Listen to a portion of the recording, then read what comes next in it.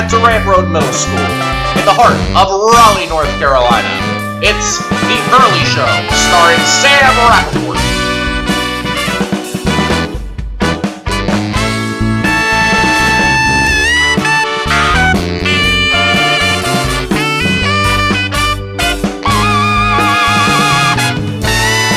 And now, here he is, Sam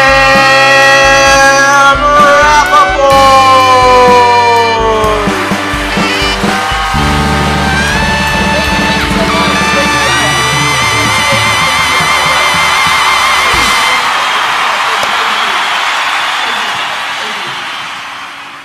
Welcome back to The Early Show. I'm Sam Rappaport. We have a great show for you today. We have baseball players Seagraves and Camden Herman, and we have musical guest Elisa Cardona. So stick around. So we'll take you to the news now. So on the campaign trail, presidential candidates Donald Trump and Marco Rubio have been kind of taking childish shots at each other and have even gone to name calling. Here, check this out. He's a nervous basket case. Here's the guy. You had to see him. Wait, you had to see him backstage. He was putting on makeup with a trowel. He's calling me Little Marco. And I'll admit, the guy, he's taller than me. He's like 6'2", which is why I don't understand why his hands are the size of someone who's 5'2". Have you seen his hands? He was just trying to cover up the sweat that pours. I never saw. Did you ever see a guy sweat like this? He says that I'm sweating all the time. It's hot in here. Am I sweating now? No. All right. He doesn't sweat. He doesn't sweat because his pores are clogged from the spray tan that he uses. It's Rubio. Donald is not going to make America great. He's going to make America orange. Although we do not have their entire speeches, it was said later that Donald Trump called Marco Rubio a big fat poopy head, in which Marco Rubio replied with, "I know you are, but what am I?" which both landed them in the timeout chair. In other news, Leonardo DiCaprio, after his many years of acting, has finally won his first Oscar. We're all, very happy for him, but the last time we had to wait this long for something was waiting for Carolina to get to the Super Bowl. The only difference is Leonardo DiCaprio actually won. Speaking of the Super Bowl, Super Bowl winning quarterback Peyton Manning is retiring after 18 great seasons in the NFL. Many are wondering, since he's retired, what's he going to do next year? Will he go to broadcasting? Will he work for ESPN? Or will he go back to working with the children? Check, check, check, check. Watch the sail, watch the sail. Pink, watch the blitz. Brown, 55, Razor. Cut. Open, get open. What? You suck. All right, let's go. Let's go. Get back in here. Let's go. So that's the news for this week.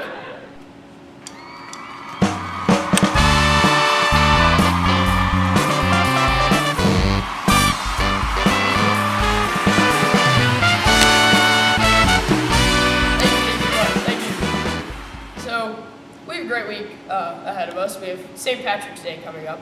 So we sent out Mr. Clark to go ask a question to some of our students and staff about St. Patrick's Day. But what they don't know is he never really asked the question in this edition of Get to the Point. Get to the point!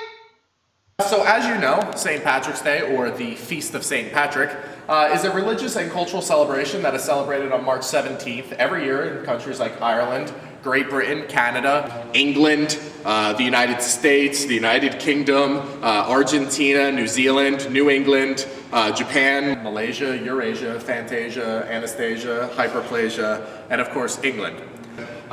This holiday was, of course, set up to honor St. Patrick, who, oddly enough, was not even Irish, but instead Romano-British, which sounds more like an English version of the sitcom Everybody Loves Raymond than a nationality. But he was kidnapped at the age of 16 by Irish raiders and taken to Ireland, where he worked for 6 years as a shepherd, where God told him to go to the coast and escape on a boat that would be waiting for him. He, of course, later came back and converted thousands of Celtic pagans into Catholics using a shamrock to symbolize the Holy Trinity, which is why we use the shamrock as a symbol for St. Patrick's Day, and everyone wears green clothes. Like green shirts, green pants, green skirts, green socks, green suits, green kilts, green scarves, green hats, green gloves, green ponchos, green sweatshirts, green sweatpants, green pullover sweaters, green cardigan sweaters, green sweater vests, green shoes, green belts, green ties, green ascots, green lederhosen, green visors, and of course green One Direction t-shirts. So what I want to know is if you don't wear green on St. Patrick's Day and someone pinches you, which is a tradition that dates back to the 1700s in the United States, where they believe that the color green made you invisible to leprechauns. So people would come and pinch you to remind you to wear green so that a leprechaun wouldn't come up and pinch you, which seems a little counterproductive in my mind, seeing as you're pinching someone to protect them from getting pinched. But I guess if that story were true, then those little kids could wear green and sneak up and steal the cereal from the Lucky Charms guy, whose name was originally Elsie Leprechaun and then changed to Sir Charms once he was knighted. And then later changed permanently to Lucky the Leprechaun, who until 1992 was voiced by, and I think we all know this guy, the great Arthur Anderson, who coincidentally was also not Irish, but did once perform in a show called I'm Not Rappaport, which is not about our show's host, Sam Rappaport, but instead about two old men sitting on a beach. Which leads me to my question. So when St. Patrick's Day is celebrated on the Emerald Coast and you sit down with your family for the traditional feast of corned beef, cabbage, Irish stew, shepherd's pie, cottage pie, mashed potatoes, boiled potatoes, steamed potatoes, fried potatoes, baked potatoes, scalloped potatoes, potato pancakes, potato bread, and of course potatoes, will you be thinking about the traditional St. Patrick's Day parade or festivals of Irish heritage that are popular all over the world as a result of the mass exodus? Route 13 is curbside. Route 13, curbside. Let's get route 25 outside the booth. 13 is loading. 25 is going to be waiting. At this time, all buses are accounted for. The Irish during the Great Potato Famine, which started in 1845 and resulted in Irish heritage being celebrated all over the globe, including the spread of a traditional Irish celebration called St. Patrick's Day. So what I want to know, the real crux of the question is, what's up? That's great. Let's send it back to you, Sam. Now we'll bring out our guests at this time, two Durant Road baseball players, Camden Herman and Jake Seagraves.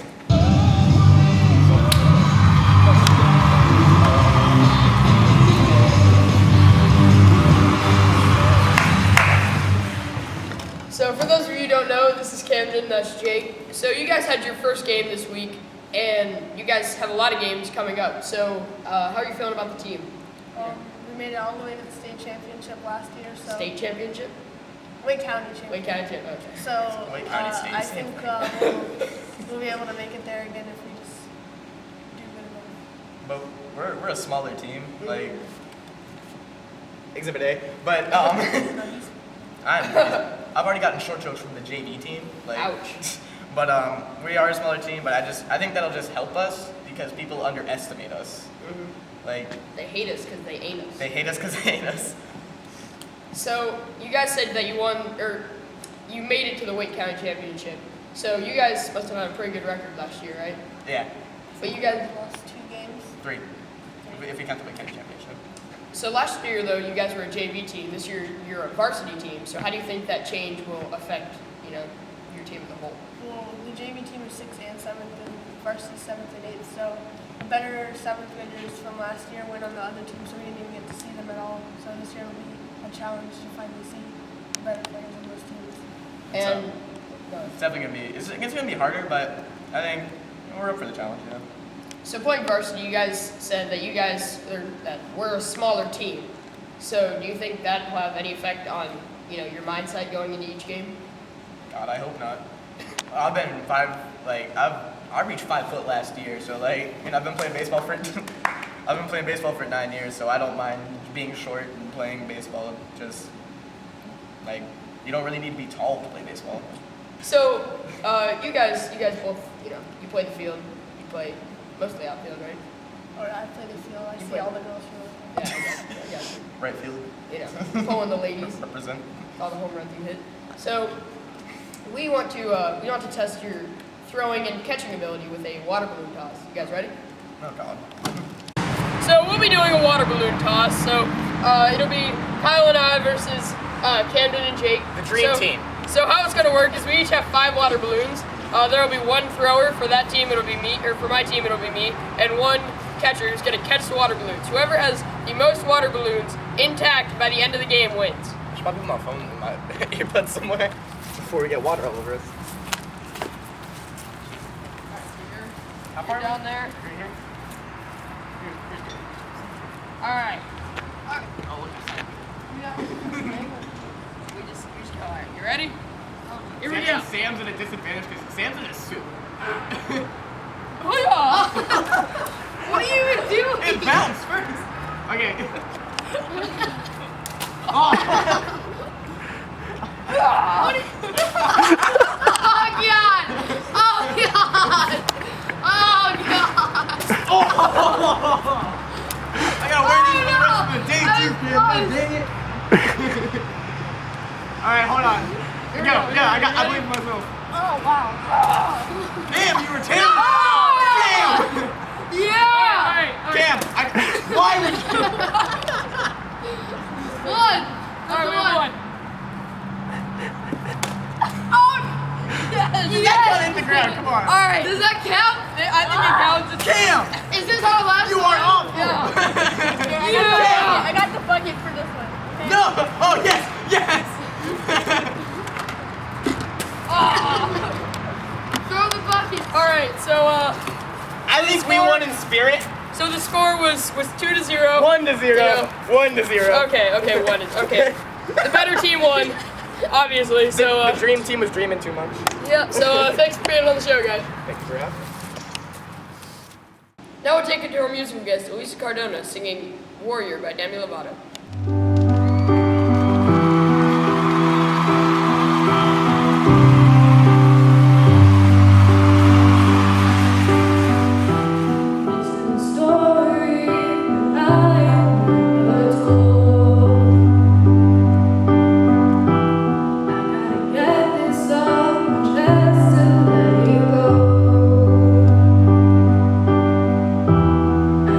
Take back the light inside you.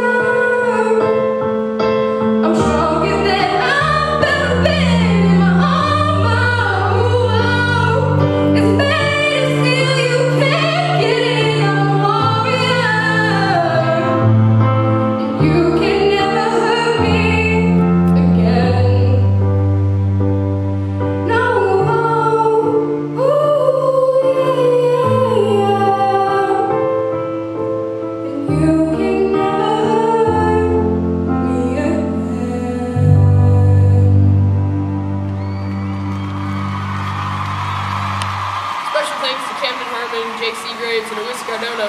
That's our show for this week. Thank you for watching.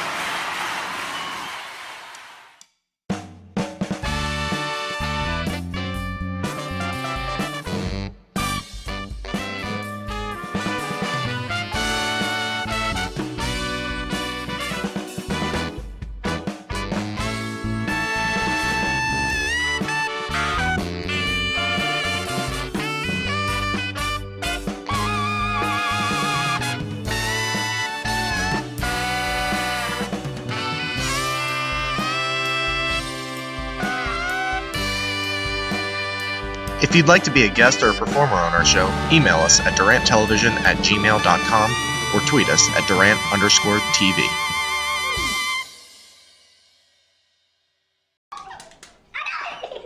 Go ahead, Durant.